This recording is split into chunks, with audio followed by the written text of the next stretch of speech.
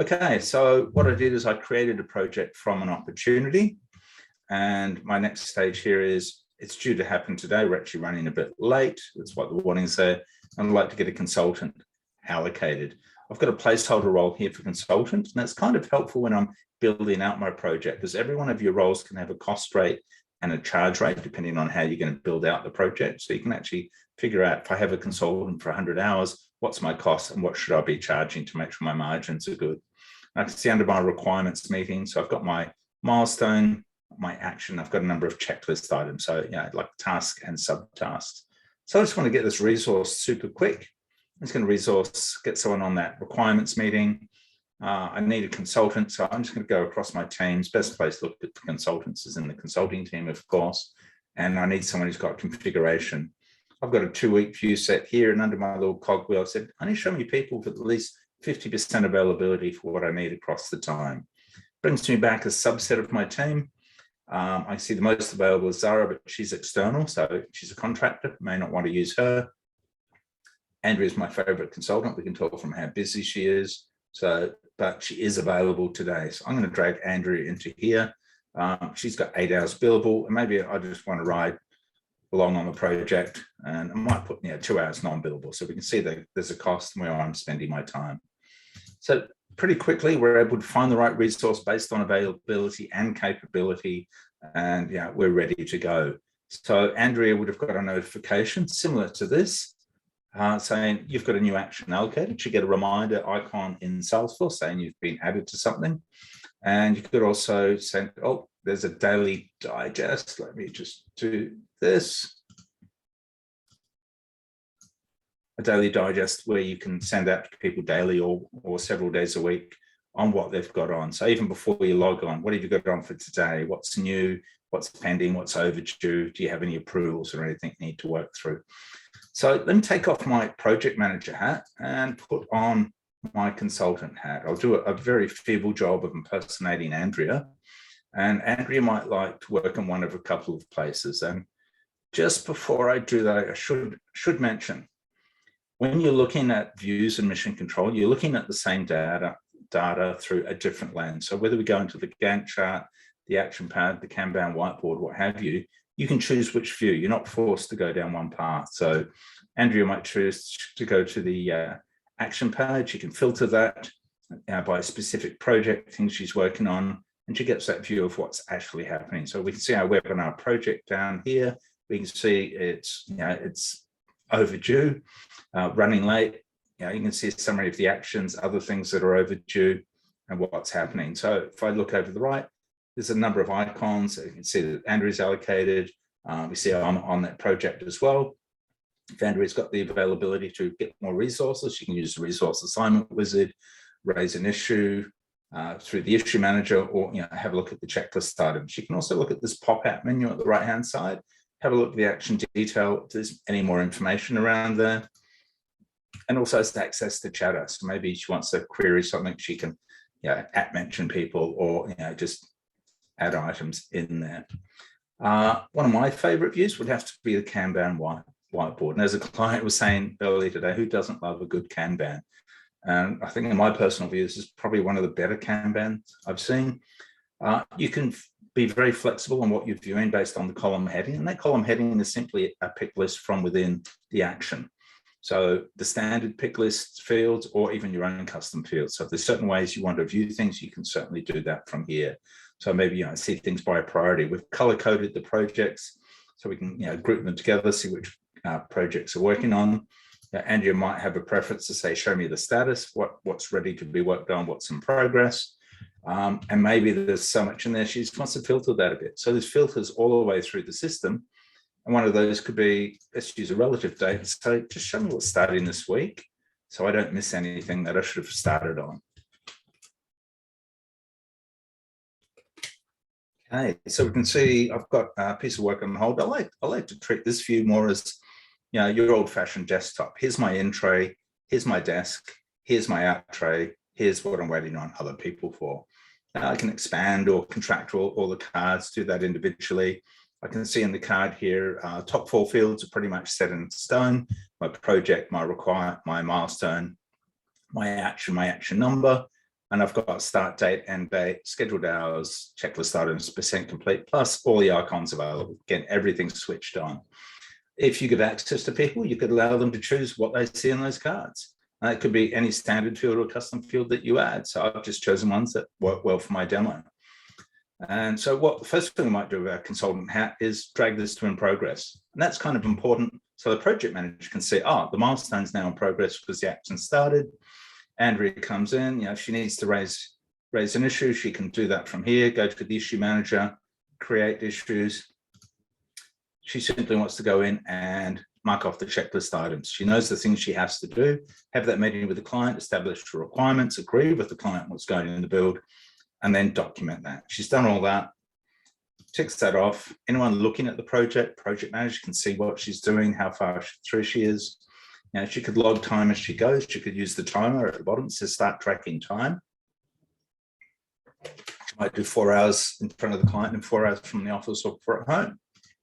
And of course, I might put you might have a pick list again. These are fully configurable pick lists. So we did design, excuse me. And we'll just say, look, we did 8 hours and we've marked that as complete. I can certainly drag that card to the complete column or let that do that for me. So from Andrea's perspective, that work's now gone into the completed column. Her job's done, she'll move on to her next action so she can work through things. So when she does that from the action pad or the whiteboard, it's her choice on how to work. So if I take off my consultant hat, put back on my project manager hat, there's probably a couple of things that happen. So if I just hit refresh, I'll notice that under my requirements milestone, because all the actions under the milestone are complete, I'm using the standard features of mission control. So when all the actions complete my milestone. Now, because this is a fixed price billing project, so a bit under the covers here, if we go into the detail for the project, I've actually said this is fixed price billing, and we'll do that based on more information based on milestones. If I jump into my billing tab, I should see a couple of things that happen. First of all, I've created a billing event based off that fixed price milestone billing, and it's based on the completion of that requirements. Now, we had an amount of $2,000 set for the milestone, and we're using the Australian GST tax rate. So that's actually included that from 2,000 to 2,200. After a few minutes, I'm going under the covers here a bit, we wouldn't do this all the time. That'll create a PDF and a PDF URL if you want to send that invoice straight to your client. And then you might want to actually extract this information, put that into your finance system. And then when you've got your accounts receivable, they say that's been paid. Very simple, we'll do it manually here. So requirements paid, great customer, 2,200. And they paid by direct deposit. So why am I showing you all this? I know it's a bit under the covers. Probably won't have time to show that PDF with the glitch, but if I go back to my project, the reason this is important is because the project manager doesn't have to hassle finance. It gets visibility of what's been invoiced and what's been paid. Under my project insights tab, I can see a bit more information here. So I can see what's happening from the billable value from the dollars, from the hours, how's my P&L looking, and how's the invoicing looking. So clients paid the bill, fantastic. So as a project manager, I may call up my client, say, yes, great, we're good to go with the implementation. We're all set to start on Monday. Client then lets us know that they've had a delay. So we might push that out to Wednesday, and maybe we're going to increase the implementation out to just before we're going to work right through the break there by the look of it. If we're happy with that, we just hit save. No, that's only auto-scheduled everything. So I had the auto-scheduled toggle.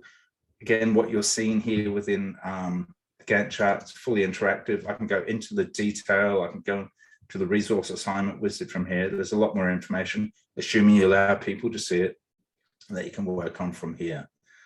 So that's pretty much the flow of what I wanted to go to for the project. So what else have we got that we can cover off? The scheduler, all important. So you want to see resource availability, what they're working on. It doesn't have to be just closed won opportunities and active projects. You could have your forecast projects here as well. And actually use the filter to sort of say, show me my projects by status. I've got planned in progress, what have you. Maybe I have a forecast option and I can show what's happening. I filtered this to show just my consulting team. I'm looking at the project level. I've got my 2 placeholder roles, so I can see for consultants, I need to schedule this work and this work. These projects, got some work that needs to be scheduled. If I drop down a level under the projects, see at the action level, those tasks, if you like, where the work is happening. I can see Carrie looks really busy leading up to Christmas.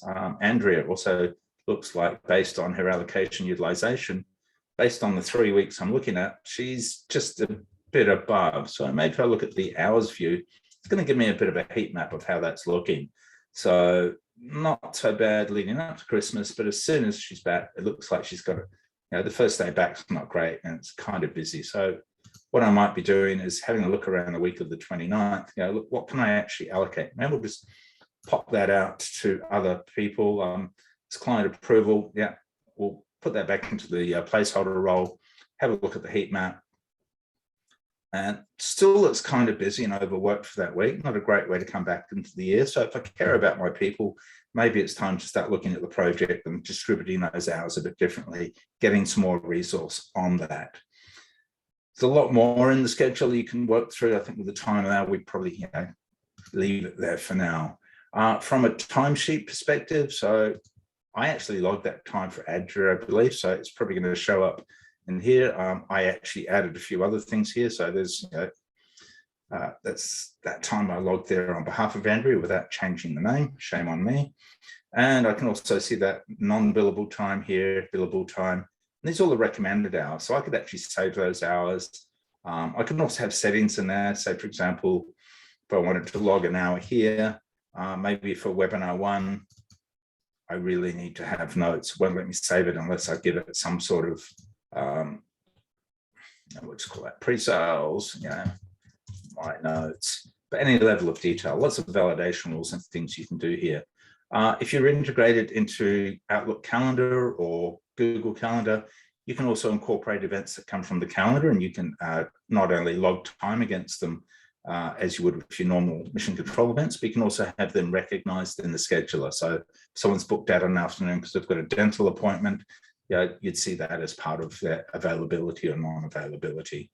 The out-of-the-box approvals, certainly Carrie's time has come to me because not only am I her role manager, but I'm also the project manager on the project. So I can, determine whether to approve, reject with reason for either, from either of those roles. Quick deep dive into a project with what time we do have left. So here's one we made earlier. Again, the insights, we had a quick look at the insights before. So I can see the cost performance and the schedule performance at the project level. I can see there's a whole lot of risks added to this project. I can see my billable dollars, hours, my P&L, the invoicing. This is a retainer project, so we actually burned down through the dollars before we issued another invoice. Budget items, that got added this year actually, I think around May this year for construction industry. So where you've got lots of purchase orders, you want to track those to the milestone at quite a level of detail. It's a good way to track that. We've seen action pad. So your time logs,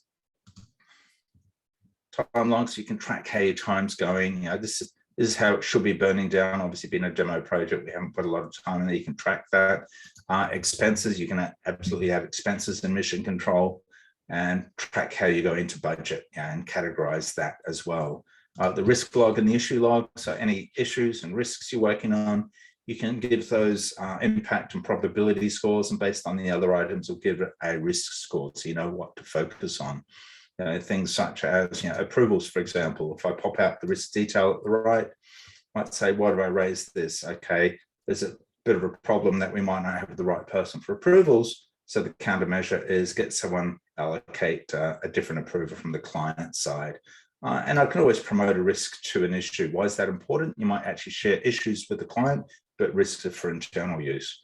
And you can still categorize what they see and don't see. And then there's our issues as well.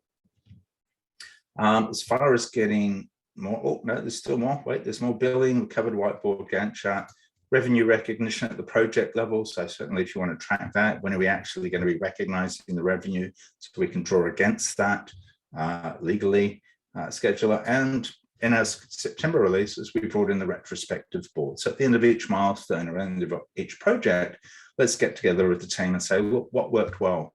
What do we need to fix for future? And what can we try new next time? And what puzzles us? I love that. Categorize that so you can report on the different types of projects. So, hey, for this certain customer, we need to do certain things better, or some things worked really well. On a reporting perspective, you can send a status report out to your client. You can do the ad hoc as I have just here, or schedule that to run weekly, and you determine what goes onto that, what you actually share with that. So give them a summary, maybe give them down to the action level, or maybe just the milestone level so they can see where we're up to. Because one of the things with project management is the more information you give to the client, generally the less complaints you get. Not always the case, but generally it's a rule of thumb. Over communication, I find, works best. Snapshot of the Gantt chart. You can share issues, risks, anything you want with them. And our September release, we included the customer read-only view. So it's actually a read-only view of the same information, but it's a little bit more interactive. So they can't actually update or change it. But for example, on the Gantt chart, it gives the Gantt chart more on the view that you're actually seeing internally, so they can see where it's up to and what's actually changed. And then other items you might want to add on in there. Now, I know that was a lot of information, and apologies for the break there. Really appreciate everyone's time.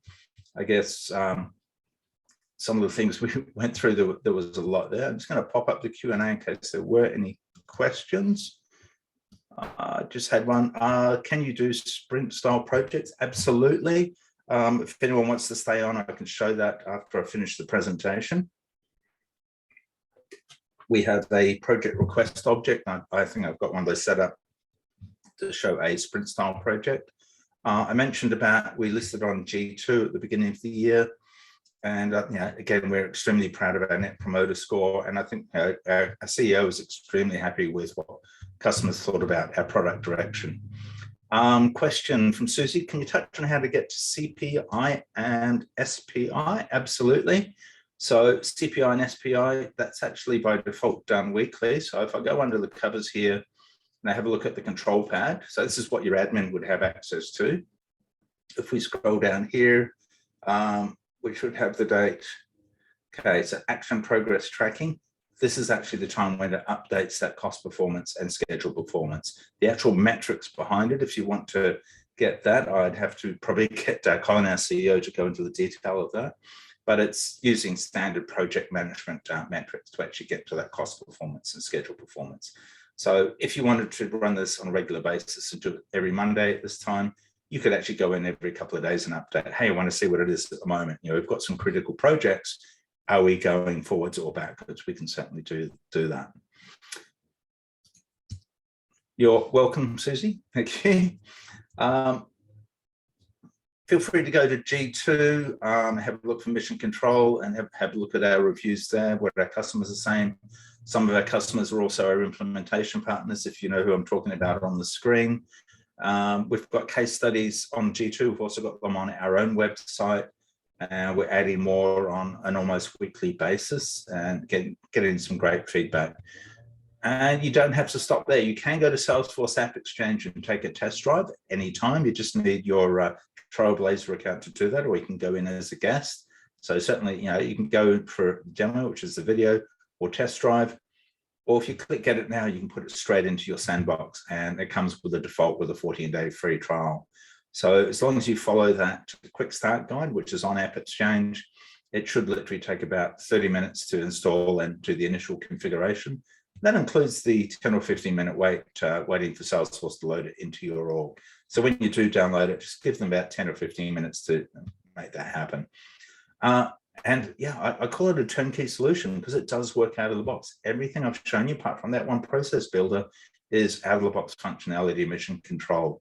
Now that's what you get when you download it. The only thing that's different with my org, I've probably added a couple of custom fields and my own data.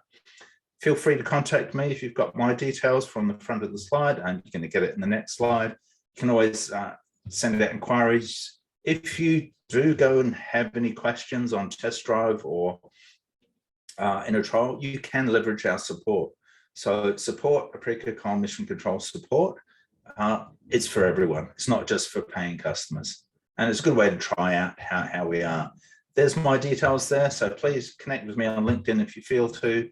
That's my email. If you've got any questions at all, happy to hear from you.